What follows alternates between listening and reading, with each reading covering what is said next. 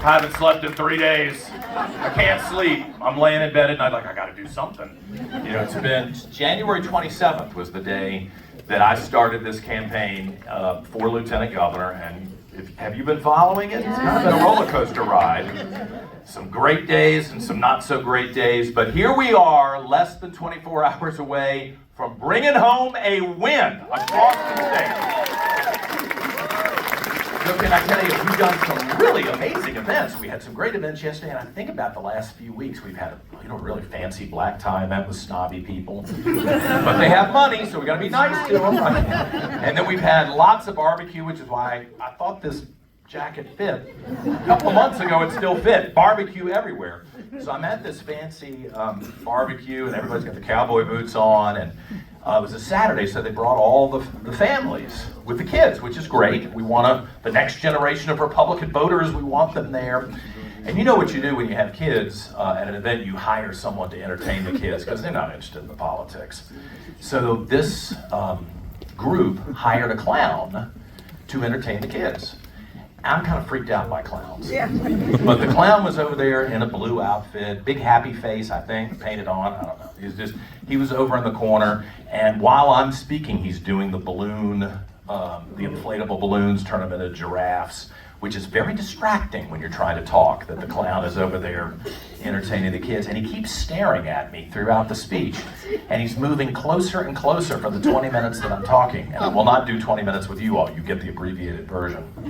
And I'm thinking, do we need to call security? What is wrong with this guy? He keeps getting closer and closer. I finish the speech, and he got a big flower on his head and everything. He comes running over to me, and he says, "John Reid, I'm a Democrat." And I said, I never would have guessed. But here's the good thing. The guy said that he's never heard someone explain economic policy and the cultural battles that we're having in a way that was so clear. And he's voting for me and voting Republican. So, great news. Outstanding. Only 100,000 more clowns to convert. And I'm joking. Before the press gets mad, that's a little joke. I want to welcome people to the Republican Party, which is what I hope you've noticed, and Senator Sudeline mentioned this. I've really tried to travel everywhere around the state and go talk to people who, get this, have never met a Republican. I mean, I have gone to places where I walked in and they looked, who's this white guy? Well, I didn't know I wasn't supposed to show up. I'm coming to talk to you. I want to explain what we believe in and hope that we can convert you. At least get some of the folks to vote Republican. I went to the NAACP. I went to the Baptist General Convention when they were meeting right here in Roanoke, at the Hotel Roanoke. I went up to Northern Virginia and I went to the mosques and I spent 3 hours with the imams in the mosque. Now that's a little uncomfortable for me in my situation. If you know what I'm talking about, you know what I'm talking about. But you know what? Uncomfortable conversations are okay. If you want to be a leader of a state that's as broad and diverse as Virginia, with 8.5 million people, with different religious backgrounds, with different beliefs, then you have to be prepared to go talk to people who may not immediately agree with you and have a dialogue. And may I tell you something? That's what's missing in our political environment today. Amen. That's why things have become so toxic in Washington, and we can't let that happen in Virginia at the state capitol. And it's close. It's close to happening. And the reason that I quit the radio show and foolishly gave up my paycheck is that I think, as a native Virginian, my mother was born just down the street here in Roanoke. I mean, as somebody who's got a lot of family all across the state, I think maybe if everybody shows up in January with an open heart, an open mind, and an open set of eyes, that we can fix what has been wrong for so long.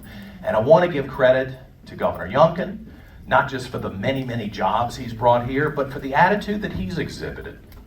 I think when people were slapping at him and being really ugly and calling him terrible names, he demonstrated he's a Christian man who is not going to take the bait and return that ugliness. And I give him credit. Winsome has done the same thing. She has been strong. Jason has flown above the clouds and tried to be responsible, not allowing his emotions to drive his interpretation of the law, but correctly looking at the law and interpreting it as it was written, not how he necessarily thinks it should be written. And I think that those are examples that will be important as Virginians make these final decisions. I'm running because I want to make sure that we have jobs for everybody going forward. You know, I was the communications director at the U.S. Chamber of Commerce, the largest business federation in the world.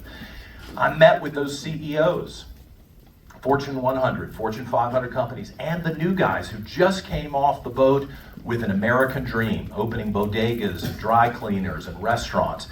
Everybody wants freedom. They don't need the government micromanaging everything. And you know what else? They don't need a union looking over their shoulder, telling them what to do. And if we lose the right to work, your ability to work without being forced into a union, without having money forcibly taken from your paycheck, we're in trouble. We're going to lose to Tennessee. We're going to lose to North Carolina. We cannot let that happen.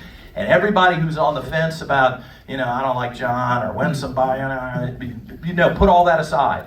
We must make sure we have a robust economic ecosystem for this state and for these young people going forward. That's why I'm going to Richmond in January to fight for that.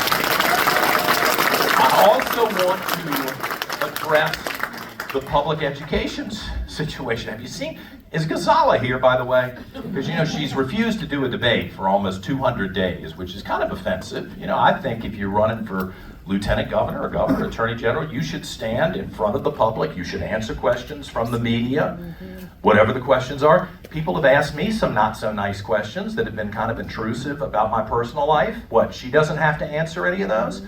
That's why I did the world's first artificial intelligence debate. Did you watch it? I made her look pretty good, I think, you know? And I